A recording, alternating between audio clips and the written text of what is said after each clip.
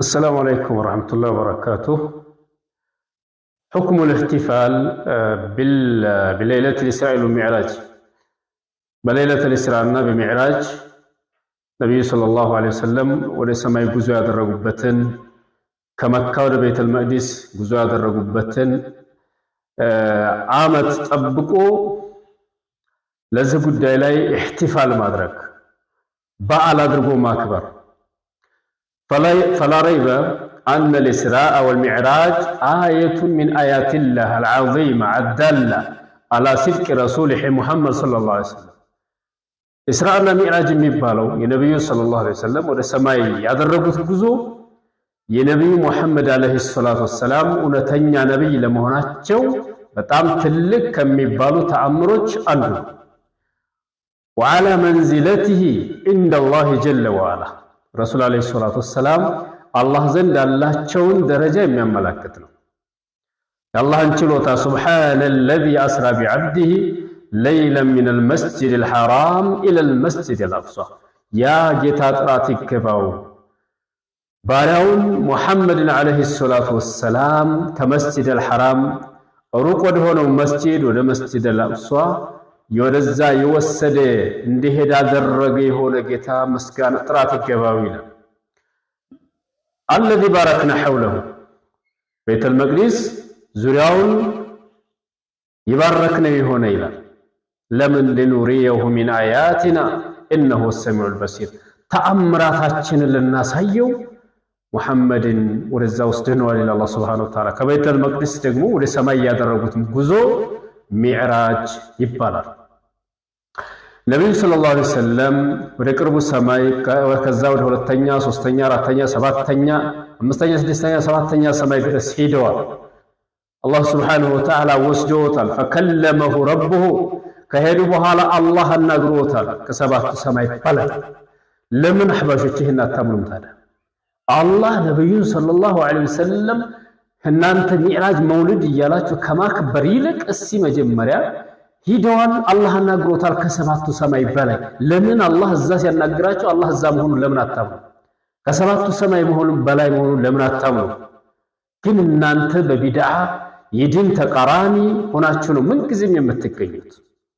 ኢዘን ይሄ እንግዲህ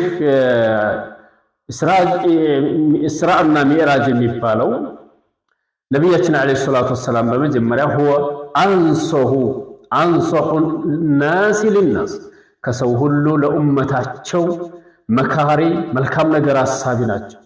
ወቀድ በለገ ሪሳላ አልበላገል ሙቢን ግልጽ የሆነ መልእክት ሪሳላውን በግልጽ ማድረስ አድርሰዋል።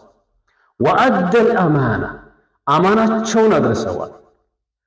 ፈለው ካነ ተዕዚሙ ሃዚሂ ሌይላ ወልኢሕቲፋል ቢሃ ሚን ዱኒላህ ለም የግፉልሁ አነቢዩ ሰለላሁ ዐለይሂ ወሰለም። ይሄ ሌሊት ይህችን ሌሊት ሚዕራጅና ኢስራእን ማክበር፣ ኢሕቲፋል ማድረግ፣ መሰባሰብ፣ ማረድ ያስፈልግ ኖሮ ረሱል አለይሂ ሰላቱ ወሰላም ይዘነጉት ነበር ብላችሁ ታስባላችሁ? የነብዩ ሰለላሁ ዐለይሂ ወሰለም ሱሐቦች ይዘነጉት ነበር ብላችሁ ታስባላችሁ? እና አቡበክር እና ዑመር እና ዑስማን እና ዓሊ ሌሎችም ሱሐባ እንደዚሁም አራቱ መዝሃብ መሪዎች ታቢዕዮች በአጠቃላይ አልየውመ አክመልቱ ለኩም ዲነኩም ወአትመምቱ ዐለይኩም ኒዕመቲ ወረዲቱ ለኩም ልእስላመ ዲና። እነሆ በዛሬው ቀን ዲናችሁን ሞላሁላችሁ። መሰባሰቢያ ዓመት በዓመት 2 ጊዜ፣ በሳምንት ጁሙዓ 1 ጊዜ፣ እንደዚሁም 5 ወቅት ሶላት ላይ ይሄ ብቻ ነው።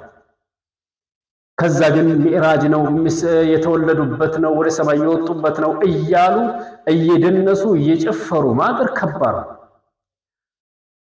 ወአትመምቱ ዐለይኩም ኒዕመቲ ወረዲቱ ለኩም ልእስላመ ዲና ከሃይማኖት በኩል ደግሞ ኢስላምን ወደድኩላችሁ ይላል። ኢስላም ማለት ነብዩ የኖሩበት ማለት ነው። ነባሩ ሽርክ የሌለበት፣ ቢድዓ የሌለበት፣ ጭፈራ የሌለበት፣ ዳንስ የሌለበት፣ ሽርክ የሌለበት ያ ነው ኢስላም የሚባለው። ኢዘን መን ዐሚለ ዐመለን ለይሰ ዐለይሂ አምሩና ፈሁወ ረድ።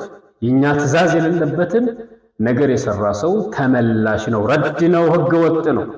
መን አሕደሰ ፊ አምሪና ሃዛ ማ ለይሰ ሚንሁ ፈሁወ ረድ። በዲናችን ውስጥ አዲስ ነገር ያመጣ ከሱ ያልሆነ እሱ ተመላሽ ነው።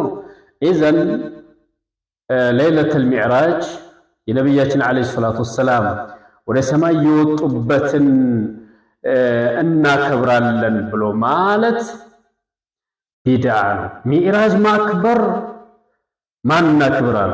ወደ ሰማይ በመውጣታቸውማ ሐዲሱን እየቀራሩን ይሄ ቁርአኑን ማስረጃለን አይደለም እናምናለን። ትልቅ ተአምር ነው።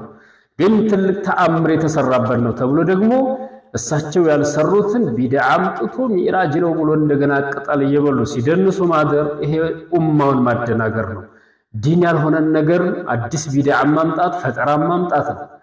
ስለዚህ ለይለቱል ኢስራ ወልሚዕራጅ ኢህቲፋል በዛ ጉዳይ ህዝብ ሰብስቦ ማስደነስና ቢድዓ መስራት ይሄ በሸሪዓ ምንም ቦታ የሌለው ስለሆነ እነዚህ ነገር ላይ ተዘፈቃችሁ ወንድሞች እህቶች ተውበት አድርጉ። ነብያችን አይወዱትም፣ አላህ አይወደውም። ሰላሙ አለይኩም ወራህመቱላህ